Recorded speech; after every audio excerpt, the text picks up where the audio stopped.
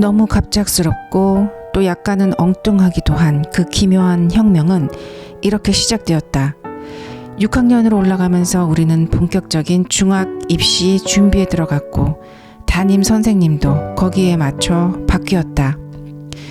새로 우리 반을 맡게 된 선생님은 사범대학을 나오신 지 몇 해 안 된 젊은 분이었다. 아직 경험은 많지 않았지만 그 유능함과 성실함이 인정이 되어 특별히 6학년 담임으로 발탁된 것이었다. 여럿 가운데 뽑혀오신 만큼 새 담임 선생님은 첫날부터 남다른 데가 있었다. 작은 일도 지나쳐 보거나 흘려 듣는 일이 없을 뿐만 아니라 느낌도 예민해 첫 종례 시간에 이미 그분은 우리를 은근히 몰아세웠다. 이 반은 왜 이리 활기가 없어? 어릿어릿하며 눈치나 슬슬 보고. 그런 그의 남다른 관찰력은 반을 맡은 지 사흘 만에 벌써 문제의 핵심에 다가들고 있었다. 그날 6학년 들어 새로운 반장 선거가 있었는데 석대가 61표 중 59표로 당선이 되자 담임 선생님은 벌컥 화를 냈다. 이따위 선거가 어디 있어? 무효표와 당선자 본인의 표를 빼면 전원 일치잖아. 선거 다시 해. 그리고 재빨리 실수를 알아차린 석대가 손을 쓴다고 써 다음 선거에서는 51표로 떨어뜨려도 마찬가지였다. 이건 뭐야? 엄석대를 빼면 나머지 9은 전부 한 표씩이잖아. 도대체 경쟁자가 없는 선거가 무슨 소용이 있니? 그렇게 화를 내며 엄석대와 우리를 번갈아 쏘아보는 것이었다. 그분도 명백한 선거 결과는 어쩔 수가 없어 엄석대를 반장으로 인정하기는 했지만 어쩌면 그 기묘한 혁명은 이미 거기서부터 시작되었다고 할 수도 있었다. 이 못난 것들 그저 겁만 많아가지고 눈알 똑바로 두어! 사내 자식들이 흘금흘금 눈치는 무슨. 다음 날부터 담임 선생님은 틈틈이 우리를 그렇게 몰아세우는 한편 좀 어렵다 싶은 문제만 나오면 석대를 불러내서 풀게 했다. 석대도 위기감을 느낀 듯했다. 제 딴에는 기를 쓰고 대비하는 것 같았지만 담임 선생님을 만족시키기에는 많이 모자라 보였다. 첫 평가 시험이 있었던 날 석대에게 준 핀잔이 그 한 예였다. 엄석대, 너는 어째 시험은 잘 치면서 수업 중에는 그게 뭐야? 영 알 수 없는 놈이잖아. 하지만 그분도 석대가 하고 있는 엄청난 속임수까지는 생각이 미치지 않는 모양이었다. 언제나 의혹의 눈을 번뜩이면서도 석대가 이미 확보하고 있는 권위나 우리 학급을 움직이는 기존 질서에 대해서는 인색하게나마 인정을 해주었다. 그럼에도 불구하고 담임 선생님의 그 같은 태도는 아이들에게 적지 않은 영향을 주었다. 담임 선생님이 석대의 편이 아니라는 것, 전번 담임 선생님처럼 석대를 턱없이 믿기는커녕 오히려 무언가를 의심하고 있다는 것이 점점 명백해지자 그 전에 내가 그렇게 움직여 보려고 해도 꿈쩍 않던 아이들이 절로 꿈틀대기 시작했다. 감히 정면으로 도전해보지는 못해도 조그마한 반항들이 심심찮게 일었고 무슨 일이 일어나면 석대보다는 담임 선생님을 먼저 찾는 아이들이 하나둘 늘어갔다. 거듭거듭 말하지만 석대는 참으로 무서운 아이였다. 우리보다 나이가 많다 해도 기껏 15살의 소년에 지나지 않았건만 그는 참아야 할 때와 물러나야 하는 곳을 아는 듯했다. 그쪽으로는 본능적으로 발달된 감각을 가진 아이 같았다. 예전 같으면 주먹부터 내지르고 볼 일을 가벼운 눈 흘김으로 대신하고 눈 흘김으로 대할 일은 너그러운 미소로 대신하며 어렵게 버텨나갔다. 눈치 빠른 아이들이 갖다 바치기를 게을리해도 응징을 자제했고 야 그거 좋은데? 와 그거 좀 빌려줘 란 말은 아예 쓰지도 않았다. 내 생각에 그때 석대는 시험지 바꿔치기의 위험도 충분히 알고 있었으리라 본다. 그러나 그것만은 그만둘 수가 없었을 것이다. 이미 호랑이 등에 올라탄 격이 되어 끝나는 데까지 달려보는 수밖에 없었다. 공부 쪽을 포기하는 것도 생각할 수 없는 길은 아니지만 그러기에는 전교 1등 엄석대로서 지난 2년에 가까운 세월의 부담이 너무 컸다.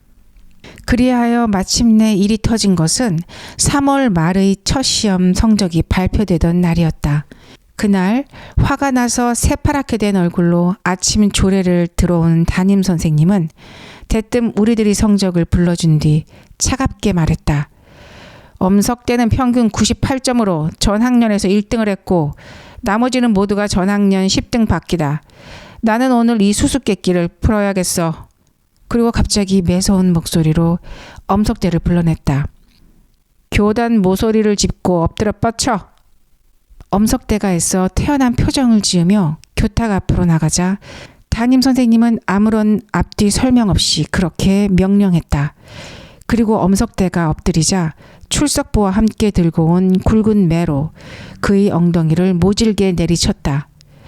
갑자기 찬물을 끼얹는 듯 조용해진 교실 안은 매질 소리와 신음을 참는 석대의 거친 숨소리로 가득했다.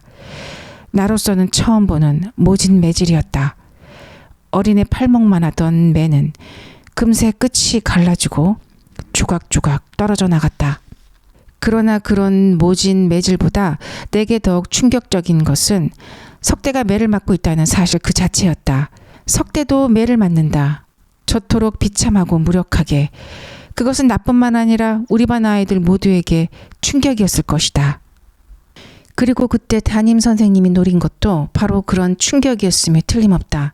그 사이 담임 선생님의 손에 들린 매는 반토막으로 줄어 있었으나 매질은 멈춰지지 않았다.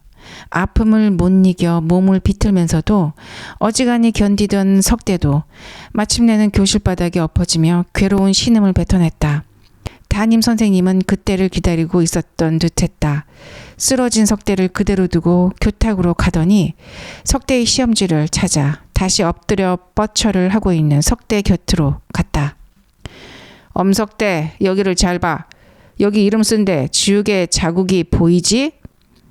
그제야 나는 담임 선생님이 드디어 석대의 비밀을 눈치챘음을 알았다. 그러자 문득 석대를 향한 동정이나 근심보다는 일의 결말이 더 궁금해지기 시작했다. 석대가 그전 라이터 사건 때처럼 자신의 잘못을 부인하고 아이들도 그때처럼 입을 모아 그를 뒷받침해 준다면 어떻게 될까 하는 것이었다.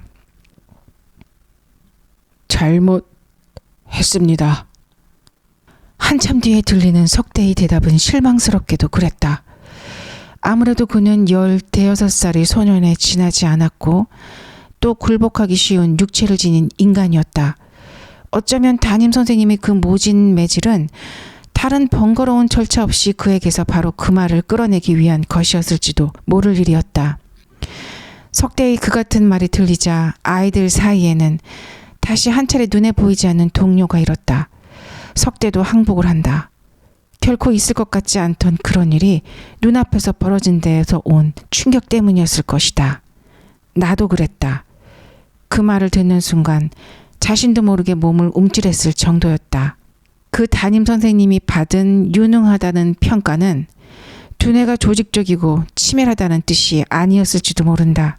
바라던 굴복을 받아내자 담임 선생님은 석대에게 거의 생각할 틈을 주지 않고 다음 단계로 들어갔다. 좋아, 그럼 교탁 위로 올라가서 꿇어앉고 손 들어.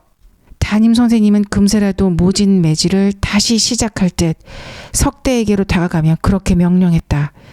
지금 돌이켜보면 그때 아마도 석대는 기습과도 같은 매질에 잠시 얼이 빠졌던 듯 싶다. 채찍에 몰린 맹수처럼 어기적거리며 교탁 위로 올라가 두 손을 들고 꿇어앉았다. 그런 석대를 보며 나는 또 한 번 이상한 경험을 했다. 그 전에 석대는 키나 몸집이 담임 선생님과 비슷하게 보였고 따로 떼어놓고 생각하면 오히려 석대 쪽이 더 큰 것처럼 느껴지기도 했다. 그런데 그날 교탁 위에 꿇어앉은 석대는 갑자기 자그마해져 있었다.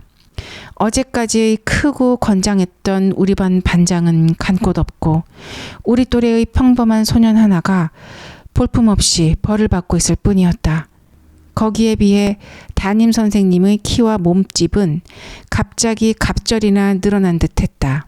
그리하여 무슨 일이든 거뜬히 해낼 것 같은 거인처럼 우리를 내려보고 서 있는 것이었다. 이 또한 짐작에 지나지 않지만 그 같은 느낌은 다른 아이들에게도 마찬가지였을 것이고 어쩌면 담임 선생님은 처음부터 그걸 노렸는지도 모를 일이었다. 박원아, 황영수, 이치규, 김문세. 이어 담임 선생님은 다시 5명의 아이들을 불러냈다. 모두 번갈아가며 석대의 대리시험을 쳐준 우리 반의 우등생들이었다. 낯이 하얗게 질린 그 애들이 쭈뼛거리며 교탁 앞으로 나서자 담임 선생님은 약간 목소리를 누그러뜨려 말했다. 나는 너희들이 지난 한 달의 각종 시험에서 번갈아가며 자신의 이름을 지우고 다른 이름을 써낸 것을 알고 있다. 어쩔래? 맞고 입을 열래? 좋게 물을 때 바로 댈래? 그게 누구야? 누구와 시험 점수를 바꾼 거야? 그런데 담임 선생님의 그 같은 물음이 채 끝나기도 전이었다. 엄석대가 그때껏 초점을 잃고 반쯤 감고 있던 눈을 번쩍 치켜뜨며 갑자기 무서운 빛을 뿜었다. 들고 있는 팔의 무게로 처져 있던 그의 어깨도 어느새 꿋꿋하게 세워져 있었다. 그걸 본 아이들이 움찔했다. 그러나 대세는 이미 기울어진 뒤였다. 아이들은 이미 석대가 약한 걸 보았고 따라서 서슴치 않고 강한 담임 선생님을 택했다. 엄석대입니다. 아이들은 입을 모아 그렇게 대답하자 석대는 괴로운 듯 눈을 질끈 감았다. 분명히 석대의 입은 굳게 다물어져 있었지만 나는 몸속 깊은 곳에서 새어나오는 그의 신음소리를 들은 듯했다. 좋아, 그럼 어째서 그런 짓을 하게 되었는지 황영수부터 말해봐. 담임 선생님은 한층 목소리를 부드럽게 해서 달래듯 말했다. 매를 축 늘어뜨리고 말하는 폼이 너희들은 바로 대답만 하면 용서해 줄 수도 있다 라고 말하는 것 같았다. 거기에 희망을 건 아이들이 석대의 존재는 거의 무시한 채 제각기 이유를 댔다.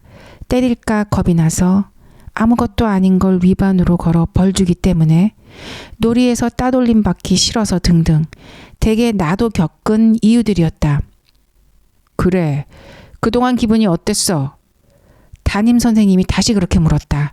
이번에도 아이들은 숨김없이 속을 털어놓았다. 잘못했습니다와 죄송스러웠습니다가 절반, 선생님께 들킬까봐 겁났습니다가 절반이었다. 그런데 참으로 알 수 없는 것은 담임 선생님이었다.